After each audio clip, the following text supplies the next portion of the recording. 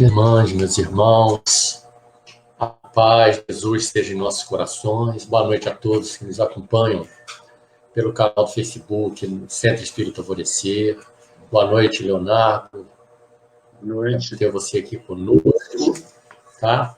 E para iniciar o nosso trabalho, eu vou ler a página do Caminho, Verdade e Vida, lição 26, padecer. Nada temo mais de padecer. Apocalipse, capítulo 2, versículo 10. Uma das maiores preocupações do Cristo foi alijar os fantasmas do medo das estradas dos discípulos. A aquisição da fé não constitui fenômeno comum nas sendas da vida. Traduz confiança plena. Afinal, que significará padecer? O sofrimento de muitos homens, na essência, é muito semelhante ao do menino que perdeu seus brinquedos. Nós, as criaturas, sentem-se eminentemente sofredoras por não lhes ser possível a prática do mal. Revoltam-se outras porque Deus não lhes atendeu aos caprichos perniciosos. A fim de prestar a devida cooperação ao Evangelho, justo nos incorremos à caravana fiel, que se pôs a caminho do encontro com Jesus, compreendendo que o amigo leal é o que não procura contender e está sempre disposto à execução das boas tarefas. Participar do espírito de serviço evangélico é partilhar das decisões do Mestre, cumprindo os desígnios divinos do Pai que está nos céus. Não temamos, pois, o que possamos vir a sofrer. Deus é o Pai magnânimo e justo. Um pai não distribui padecimentos, dá corrigendas, e toda corrigenda aperfeiçoa. Então vamos elevar os nossos pensamentos e sentimentos a Deus e a Jesus, em lugar agradecendo a oportunidade bendita desta noite, de podermos estar reunidos em nome de Jesus, na presença do Senhor, que possamos receber o amparo dos amigos espirituais, que nos intuem, nos amparam, que nos conduzem, possam intuir nosso irmão Leonardo, que fará uso da palavra na noite de hoje, trazendo-nos, Senhor, do seu Evangelho, as lições tão necessárias a todos nós. Que a sua misericórdia, Jesus, se estenda sobre toda a terra, amparando, socorrendo e lenindo as dores de todos nós que sofremos. Muito obrigado, Senhor, pela oportunidade bendita desta noite podermos estar trabalhando em Teu nome. Que possamos, então, Senhor, em Teu nome, em nome dos amigos espirituais e, sobretudo, em nome de Deus, iniciar o nosso da noite, com nossos corações felizes e agradecidos pela oportunidade. Muito obrigado, Senhor. Muita paz, meus irmãos, e Jesus nos fortaleça e abençoe, hoje e sempre, em nome de Deus. Graças a Deus. Padecer, né? O tempo bem mal sofrer. Então, Emmanuel já está chamando a atenção da gente, né? Que a gente costuma dizer que o sofrimento é padecimento, a gente sofre, mas nada disso, né? A gente não sofre tanto como precisamos muitas das vezes, né? E Deus, né, como diz Emmanuel, nos dá a corrigenda, não distribui dor, não distribui sofrimento, né? São coisas que nós precisamos sentir, perceber, passar para a nossa evolução. Então, são corrigendas e são caminhos que vão nos fazer crescer, vão nos fazer caminhar realmente em direção a Jesus. E como Emmanuel lembra, a gente tem que nos juntar à caravana que já se decidiu ao ir ao encontro de Jesus. Então, esse é o convite, Emmanuel, nessa noite, né, com esta página, em qual ele tira desse pequeno trecho do Apocalipse, né, o padecer. Que a gente possa inverter, trocar a nossa perspectiva em relação à dor, em relação ao que a gente precisa passar. porque a palavra, né, nos diz que padecimentos existirão, né? Mas a gente não pode temer, porque se a gente temer, a gente não trabalha para Jesus, né? Então, a gente precisa realmente se armar de muita coragem, né, de fé real, verdadeira, sincera, e ir adiante na tarefa. E que venha, né, o que é inerente à nossa caminhada, o que é inerente ao trabalho que a gente vai fazer, né? Porque se Jesus, um espírito ilibado, sem nenhum erro, padeceu nesse nosso mundo, por que que nós não vamos? E por que vamos fugir do trabalho com Jesus por causa de alguns sofrimentos, né? Então, um convite bem profundo e bem legal para todos nós que estamos aqui, né, nessa noite, para ouvir nosso irmão Leonardo, que vai nos falar sobre o bem e mal sofrer, tá bom? Leonardo, a palestra, quando for 8h45, eu retorno para a gente encerrar juntos, tá bom? Ok. Muito obrigado pela sua presença. Okay. Então, a palavra está contigo. Obrigado. Bom, primeiramente, a minha palavra é de agradecimento. Agradecimento pela oportunidade, pois, ao fazer uso da palavra, a gente sabe que não estamos falando para os outros. Estamos falando, primeiramente, e muito mais, para nós mesmos. Pois, como a gente já aprendeu aqui na Casa Espírita, é o meu ouvido aquele que está mais próximo da minha boca. Então, quando eu falo para mim mesmo, porque certamente sou eu quem mais precisa desses ensinamentos. E quando eu fui convidado pela Cristina, eu tenho que confessar aqui que houve um misto de excitação, de apreensão, uma certa ansiedade, uma certa insegurança e até um certo sofrer, um bom sofrer. Sentimentos dúbios me atingiram, porque, afinal de contas, eu estou acostumado a fazer uso da palavra lá no Centro Espírita Irmão Francisco, por 15 minutos, 20 minutos no máximo. É sempre a lição do Caminho, Verdade e Vida, do Fonte Viva. Então, a gente divide o tempo de 45 minutos com 15 minutos, e eu normalmente ocupo esse espaço, e outro irmão, mais 30 minutos. E quando ela me falou que era em torno de 30 minutos, eu estou vendo que até mais, ela me tapiou nesse aspecto, eu falei assim, nossa, será que eu vou dar conta? Será que eu vou conseguir? Né? Fica aquela insegurança, mas é um desafio que se apresenta para a gente avançar, para a gente não ficar no comodismo. Mas na condição de espíritas que somos, já tomamos consciência que estamos aqui para evoluir, devemos buscar o aprimoramento moral, o desenvolvimento intelectual, a elevação espiritual, né? Vencendo as nossas dificuldades, os nossos temores, as nossas fragilidades. Enfim, e quando eu digo que há uma certa apreensão, quando do convite, não é necessariamente por ter dificuldade em falar. A minha profissão, eu sou advogado, me exige que eu tenha fluidez no uso das palavras, fluidez dos argumentos, né? A palavra por si só e o uso dela não me é uma dificuldade. Mas o que me provocava e ainda provoca uma certa apreensão é achar que, e eu que venho de um berço católico, né? Eu já estou com mais de 50 anos, mas 35 deles foi lá no catolicismo. Eu tinha na figura do padre a figura de um quase santo, uma cidadezinha pequena do interior, onde eu nasci e vivi por longo tempo. O padre era reverenciado, era o único que poderia pegar na hóstia, né? A gente tomava bênção para o padre. Então, quem pregava, quem fazia o uso da palavra, era um quase santo.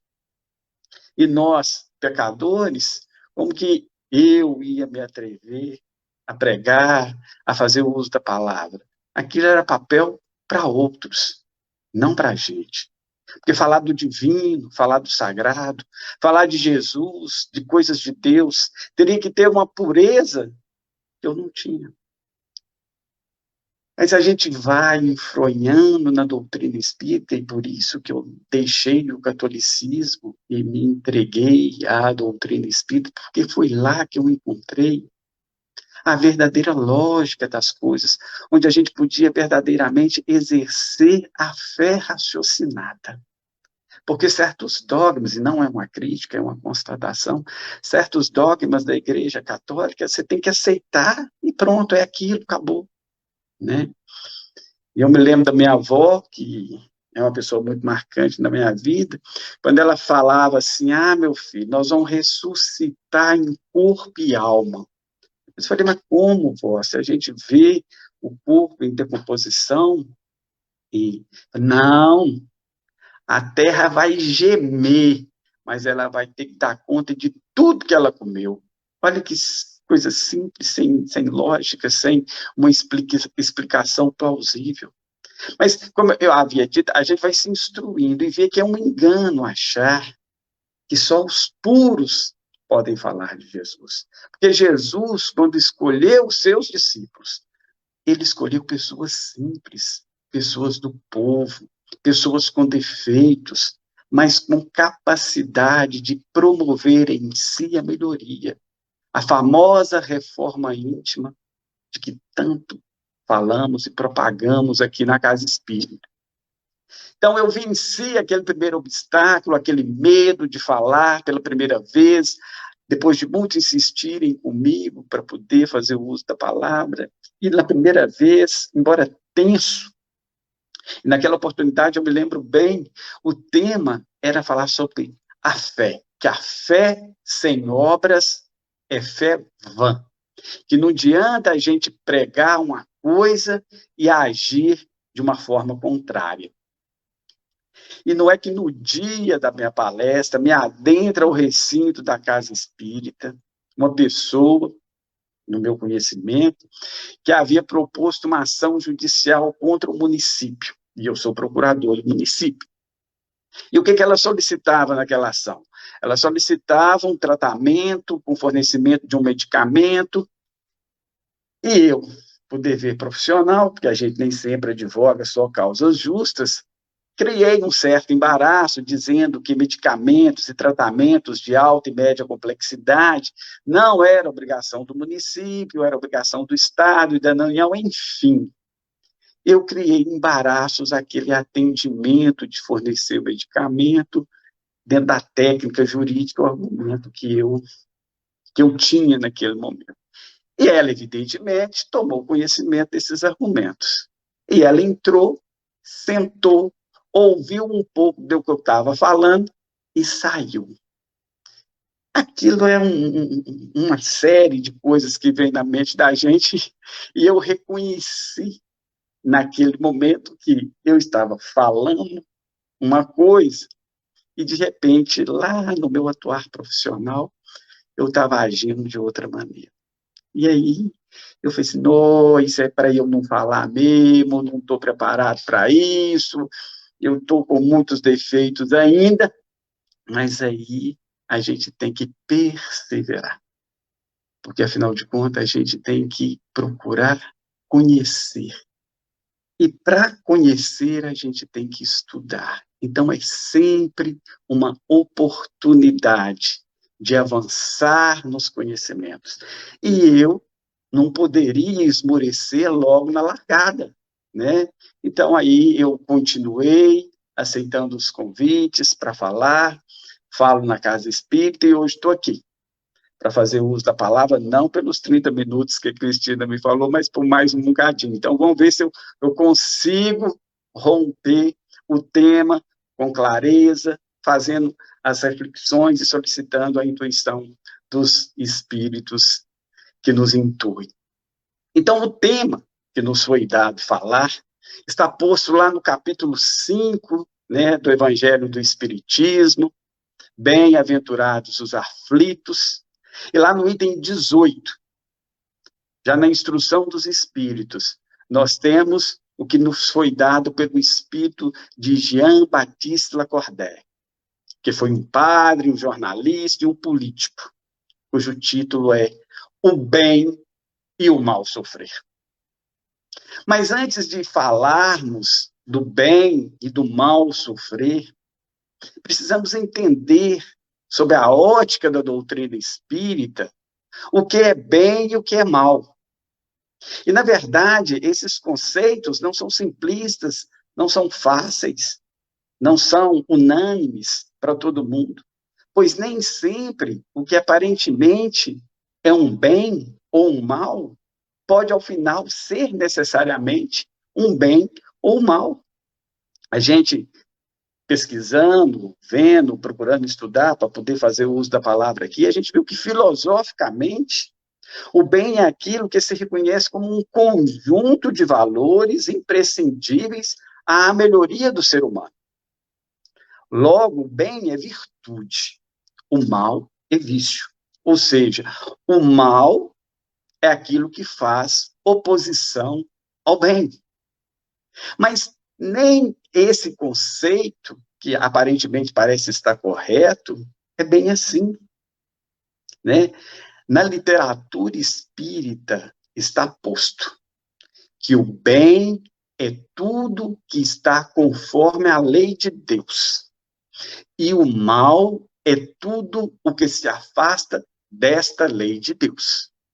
Portanto, se nós considerarmos que estamos num mundo de provas e expiações, aonde há ainda a prevalência do mal, é bom que a gente saiba que nós estamos diante de uma questão de lei de ação e reação, de causa e efeito. E este mal, que aparentemente pode nos parecer um mal, necessariamente pode não ser. Porque a lei de Deus, a lei de causa e efeito, a lei de ação e reação, pode, às vezes, nos apresentar o mal como um bem. E a gente nem ter a percepção disso. E aí, me vem à mente um caso que deve ser por demais conhecido, mas nunca é demais relembrar, de um camponês. Um camponês que tinha um boi. E esse boi morreu. E ele foi comentar com a pessoa: olha, me aconteceu um mal, o meu boi que me auxiliava nos afazeres da lida diária morreu. E aí o interlocutor disse: talvez não tenha sido um mal, pode ter sido um bem. E aí o camponês: mas como eu perco meu boi, como que isso pode ter sido um bem? Passou-se alguns dias e apareceu um cavalo na propriedade desse camponês. E o cavalo foi por lá ficando, não apareceu o dono, e ele passou a utilizar o cavalo nas lidas diárias. E o cavalo fazia o serviço melhor do que o boi.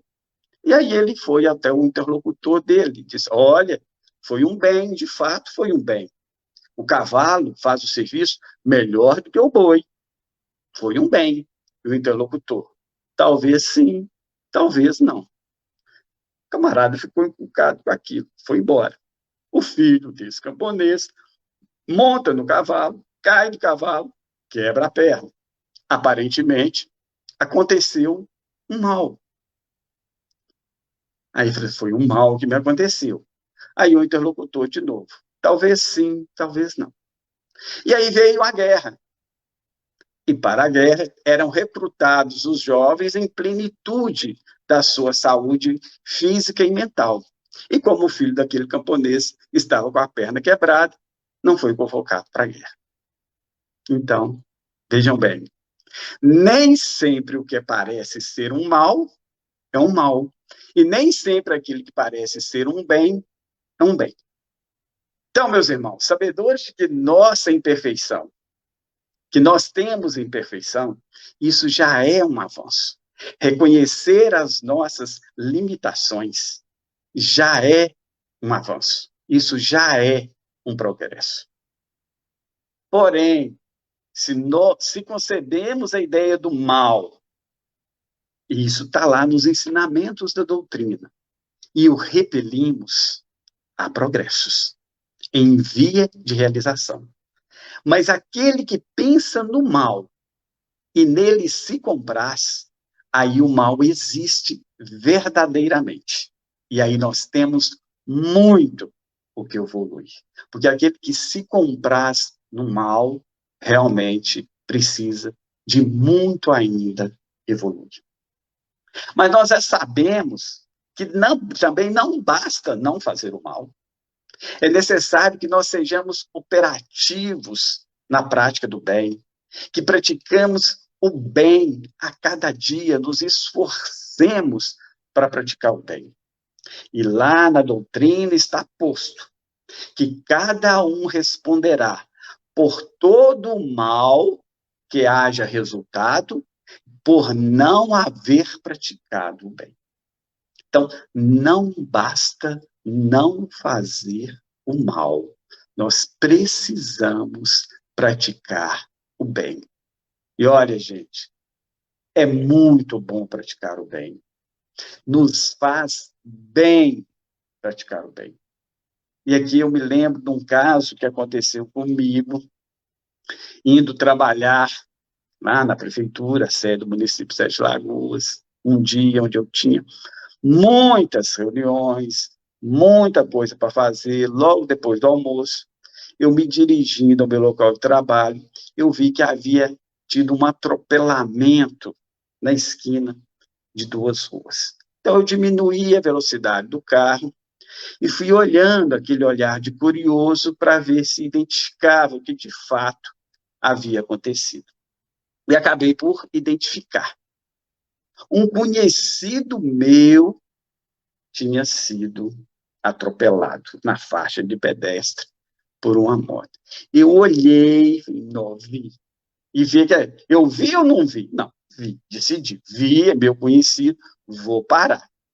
Parei o carro, olhei o relógio, não. Dá tempo de ir lá ver se você está precisando de alguma coisa. Mas naquela torcida de tá tudo bem e ele não está nem precisando de nada. Não foi isso que aconteceu.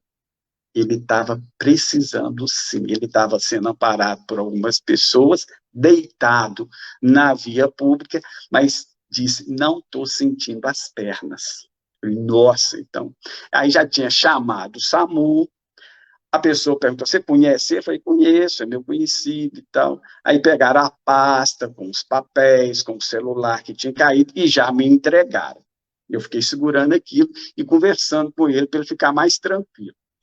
Nisso, o SAMU chegou, eles imobilizaram ele, colocaram ele na maca, e o moço do SAMU pegou, o senhor vai acompanhar? Eu falei, uai, precisa? Eu falei, precisa. Aí eu falei, olhei o relógio de novo, reunião, já foi, uma delas. Mas eu falei, não, agora eu vou acompanhar. Como de fato acompanhei até o pronto atendimento, fiquei lá conversando com ele, os exames de imagem, enfim, eu fiquei esperando chegar algum familiar, só que os familiares demoraram para chegar. Enquanto isso, eu fiquei travando conversações com algumas pessoas que estavam lá e tudo, e fui vendo que aquilo era bom. As pessoas ali naquele ambiente, carentes, precisando de atenção, eu conversando com elas. Por fim, já era quase 5 horas da tarde, quando esse meu conhecido foi liberado. Então, a tarde minha, eu tão cioso das minhas obrigações, já tinha toda sido comprometida com aquele auxílio que eu fui dar. Mas respirei aliviado, fui para o carro satisfeito, falei assim, não, hoje eu agi como um bom samaritano. Dei assistência a quem precisava ter dado assistência. Mas aí, como tem aquela vozinha no ouvido da gente, é como se fosse assim, tá bom, você realmente agiu bem. Mas se a pessoa atropelada não fosse um conhecido seu, você agiria dessa mesma maneira? E aí vocês já sabem que a gente fica meio envergonhado porque a gente tem a resposta. E certamente eu não ia deixar as minhas obrigações para poder acompanhar um desconhecido. Não é isso o papel do verdadeiro cristão. Mas, de qualquer forma, foi um avanço. Eu consegui me livrar daquelas obrigações que a gente tinha e que fica difícil para acompanhar. Mas voltando aqui ao nosso tema, se temos o bem e o mal sofrer, o que seria então o sofrer bem e o que seria o sofrer mal? E aí nós precisamos entender que o sofrimento e as causas desse sofrimento, eles têm uma razão de ser. E nós que somos espíritas, que sabemos que Deus é a inteligência suprema, causa primária de todas as coisas, que Ele é bom, justo, misericordioso, Ele não há de fazer sofrer as suas criaturas se não houver um motivo justo para esse sofrimento. A doutrina nos ensina que haverá sempre justiça nas aflições, nos sofrimentos, nas amarguras pelos quais nós passamos. E que estes sofrimentos, eles têm causas atuais ou anteriores. Eles podem ser decorrentes desta vida ou de reencarnações outras. E a respeito da reparação, eu sempre me lembro da primeira participação que eu tive num grupo de estudo na Casa Espírita. Naquela oportunidade, reuniu-se os grupos para estudar os princípios básicos da doutrina. E foi distribuído textos para esses grupos. E depois de fazer a leitura desses textos e debater em grupo, alguém ia ter que apresentar o entendimento que tinha tido desses textos. E o texto que coube ao nosso grupo, eu me lembro perfeitamente disso, porque foi muito marcante, falava de uma senhora muito rica, que foi passar uns tempos na corte do Rio de Janeiro. E por lá ficou cerca de 1 ano. E quando já era véspera de Natal, essa senhora retornou à fazenda. E aí houve a reunião de todos os escravos para referenciar a matriarca, o famoso beija-mão. E essa senhora observou que uma escrava de bela figura ostentava uma criança no colo. Uma criança de traços finos. Então ela pediu que chamasse a escrava e perguntou de quem que era aquele filho. E ela verdadeiramente respondeu: é de Sinhozinho. Sinhozinho é o filho da matriarca. A matriarca ficou extremamente revoltada com aquilo. E simplesmente na noite lá, chuvosa, chuva muito forte, chamou o capataz e chamou também essa escrava. E falou que ia conceder a ela a liberdade. E levou ela para a beira do rio. Falou, pode atravessar. Aí ela, evidentemente, viu que aquilo era uma sentença de morte, mas, senhora, meus filhos, meu filho, algo nesse sentido, e falou, não, vá. E ela resistiu, o capataz deu uma chicotada nela, empurrou ela na água e, evidentemente, a correnteza caudalosa, ela veio a desencarnar. E aí, na narrativa do texto, fala que 100 anos depois, em Passa Quatro, uma mulher vivendo com muitas dificuldades ao lado de seu marido, de seus filhos, numa noite chuvosa, véspera de Natal de novo, a água foi subindo, subindo, e acabou por atingir a casa dessa mulher. E essa mulher também morreu afogada. E aí o texto chegava a uma conclusão. Por fim, quando chega à conclusão, fala que essa mulher que morreu afogada 100 anos depois era a dona rica, dona da fazenda, que havia encarnado. E eu, na meu discurso, até um tapa na mesa de tanta satisfação da mulher ter morrido afogada. Eu estava me sentindo vingado. Mas aí depois vem falar que é a lei da ação, reação, de causa e efeito, que não nos cabe julgar, mas que eu, naquele momento, fiquei com a satisfação, fiquei. Mas veja bem que esse sofrimento que foi imposto 100 anos depois a essa senhora, que na encarnação anterior era rica, e depois veio pobre, passando por dificuldades, e que morreu afogada nas mesmas condições em que ela provocou a morte da escrava. Onde que eu quero chegar? É que todo sofrimento tem uma razão de ser. O sofrimento não é, Deus não escolhe, esse vai sofrer, aquele não vai sofrer, porque se fosse assim, ele não seria bom, nem justo, nem misericordioso.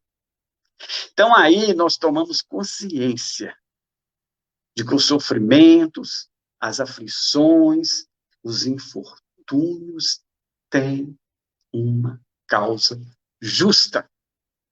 A doutrina nos ensina que muitas quedas, muitos dos nossos sofrimentos, muitas das nossas amarguras são decorrentes de nossa própria imprevidência, do nosso orgulho, da nossa ambição. E nós somos os únicos responsáveis pelos nossos sofrimentos. Somos nós mesmos.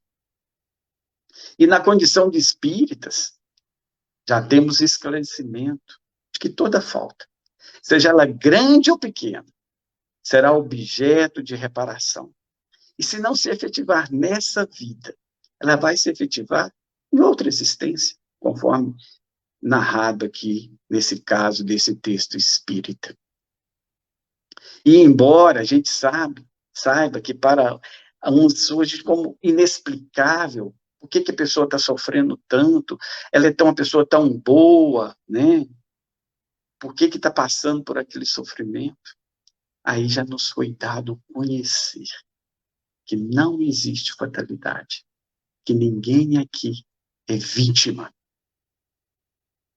E se o sofrimento existe, e ele faz parte da nossa condição humana, temos de vivenciá-lo da melhor maneira possível, carregando a nossa cruz com resignação. Aí está o bem sofrer. Não adianta nos revoltarmos, não adianta ficarmos indignados. Resignação. Porque não adianta, meus irmãos, querer nos livrarmos da cruz.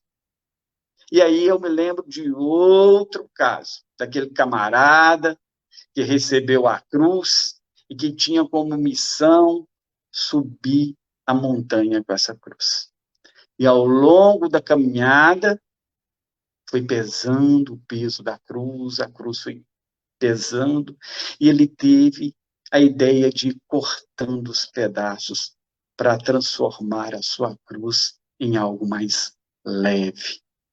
Só que chegando ao alto da montanha, ele viu que ele precisaria da cruz inteira. Porque ela seria o instrumento, ela seria a ponte que ia permitir a transposição de um lado para outro. Então, na verdade, essa história da cruz que foi seccionada em pedaços e que não permitiu servir de ponte para transpor de um lado para outro, a gente sabe que é uma metáfora da nossa jornada terrestre. Ou seja, nós temos que cumprir a nossa caminhada, né? Carregando a nossa cruz, mesmo com as dificuldades, sem fugir dela. Porque senão nós teremos que recomeçar tudo de novo. Aí a gente não vai evoluir. Dessa maneira, fica claro que as enfermidades, as doenças, as deformidades, os aleijões, a idiotia, tudo, tudo, tudo, tem uma razão de ser. Tem uma causa justa. E, portanto, justa haverá de ser a expiação.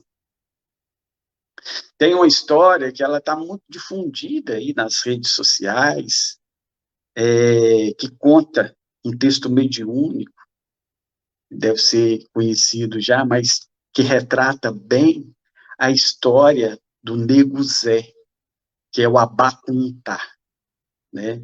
Lá nesse texto mediúnico diz que uma criança negra de tenra idade, ela foi capturada, foi aprisionada, foi escravizada. E nessa condição de escravo, foi negociado. E aí deu-se a viagem que retirou vários negros, inclusive o Nego Zé, que é Abacuntá, lá da sua terra natal, e trouxe para as bandas de cá do mar. E aí há a narrativa de que essa viagem foi feita de navios, famosos navios negreiros, com muito padecimento, muito sofrimento, muita dor, muita morte. Aqueles escravos que adoeciam, ficavam fragilizados durante a viagem, eram simplesmente lançados ao mar. Lá no texto mediúnico narra também que alguns revoltados com aquela condição de escravidão, eles por si mesmos se lançavam ao mar, preferiam a morte do que a escravidão, pois entravam em desespero, em revolta com aquela situação. E aí a narrativa segue que chegando lá no destino, ele, o Nego Zé, que é o Abacuntá, junto com outros escravos, foram levados para uma fazenda, onde era o destino trabalhar, né? Uma fazenda distante do porto. E que lá chegando, ele conheceu a senzala, o local onde ele iria viver. E por lá foi se acostumando com aquele sofrimento. Embora muitos escravos se revoltassem, se insurgissem, tentavam a fuga, o Nego Zé foi por lá ficando. Se tornou um sujeito pacífico até. E recebeu o nome de José, já não era mais Abacuntá. E por ter esse seu jeitão pacífico, ele foi escolhido para ir para Casa Grande. Saiu da senzala e foi para Casa Grande. E disse lá que ficou até animado com essa possibilidade, que achava que ia comer melhor, vestir melhor, mas, na verdade, nada disso aconteceu. Ele passava por grandes humilhações. Para senhorzinho Nego Zé, era apenas uma distração.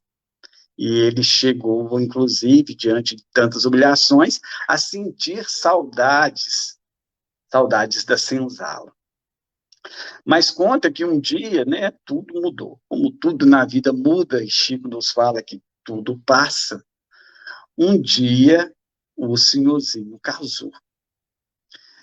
E a mulher de senhorzinho veio a morrer no parto do primeiro filho.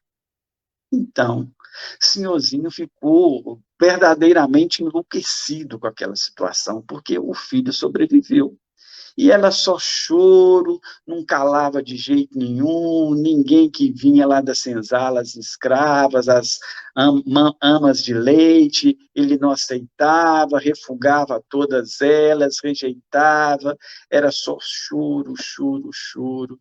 E senhorzinho impaciente com aquela situação, até que um dia o Nego Zé ficou espiando e se aproximou do berço.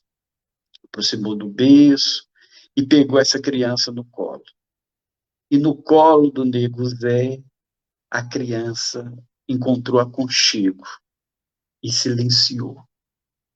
Então, isso foi um sossego para o Nego Zé, porque o senhorzinho reconheceu nele uma figura que ia pagiar o menino que não parava de chorar.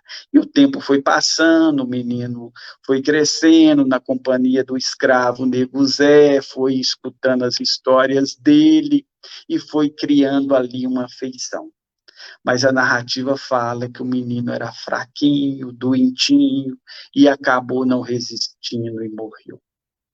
E nesse dia, Nego Zé chorou, embora não tenha chorado quando era maltratado, porque tinha um bom coração. E, inclusive, sentiu pena de senhorzinho. Mas o texto mediúnico ainda narra que naquela noite toda a senzala foi chicoteada e chicoteada sem dó nem piedade, inclusive Nego Zé.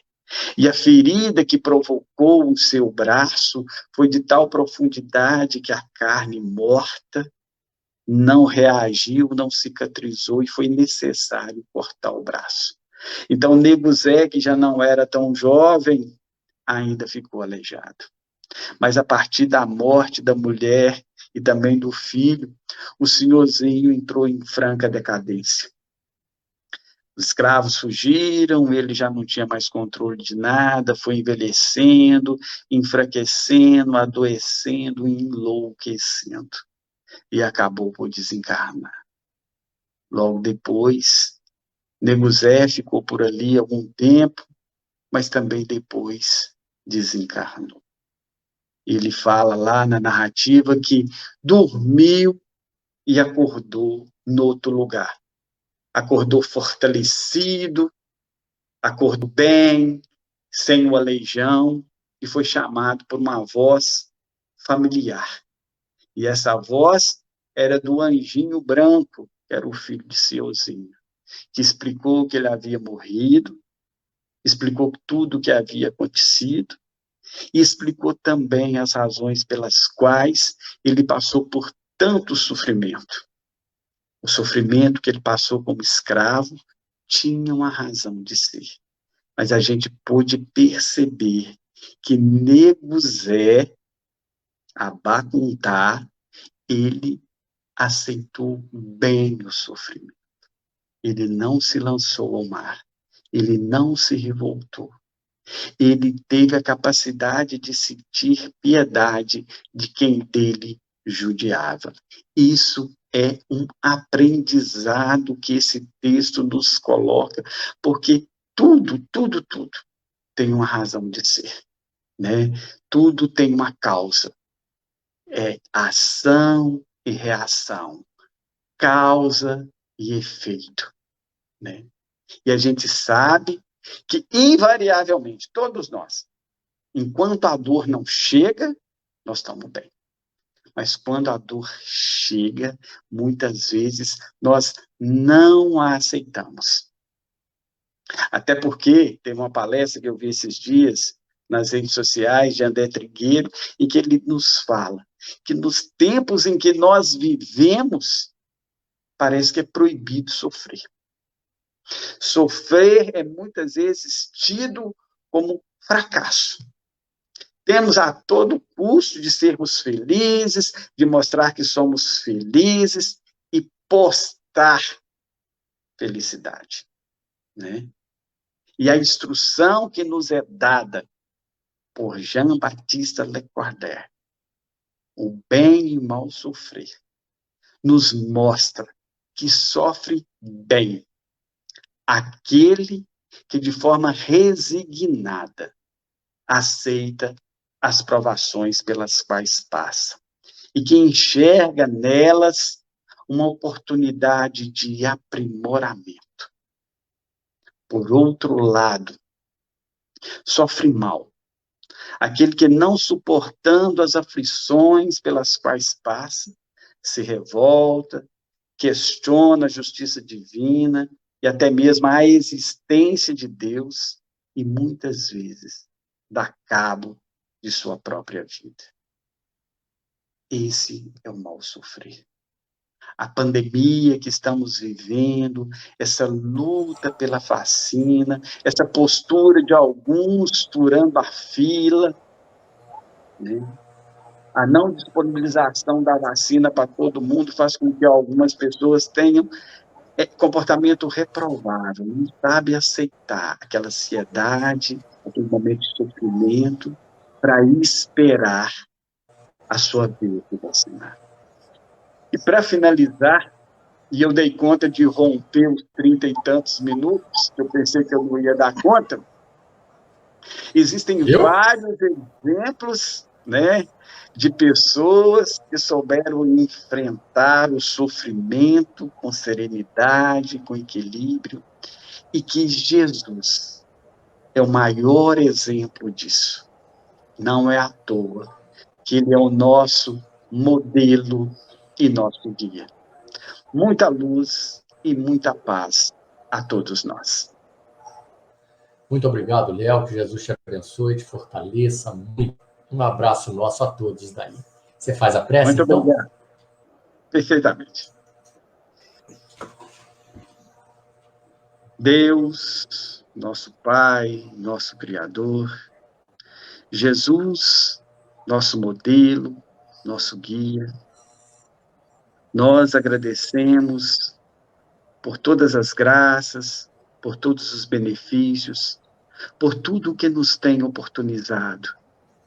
Agradecemos pela vida, pelo dia de hoje, pelas adversidades, pelas oportunidades. Divino Jesus, nós pedimos que nos dê paz, que possamos ser instrumentos da tua paz, que possamos ser pessoas sempre comprometidas com a prática do bem, o exercício da caridade, e que possamos, de forma resignada, aceitar os eventuais sofrimentos que surgem em nossa vida, que possamos carregar a nossa cruz com dignidade e resignação. Pedimos também, Senhor Jesus, em favor de todos os desencarnados, para que possam ter a luz, a paz, a companhia dos amigos espirituais. E a nós aqui, ainda encarnados, fazei, Senhor, de nós, hoje, sempre e cada vez mais, instrumentos da tua paz. Que assim seja.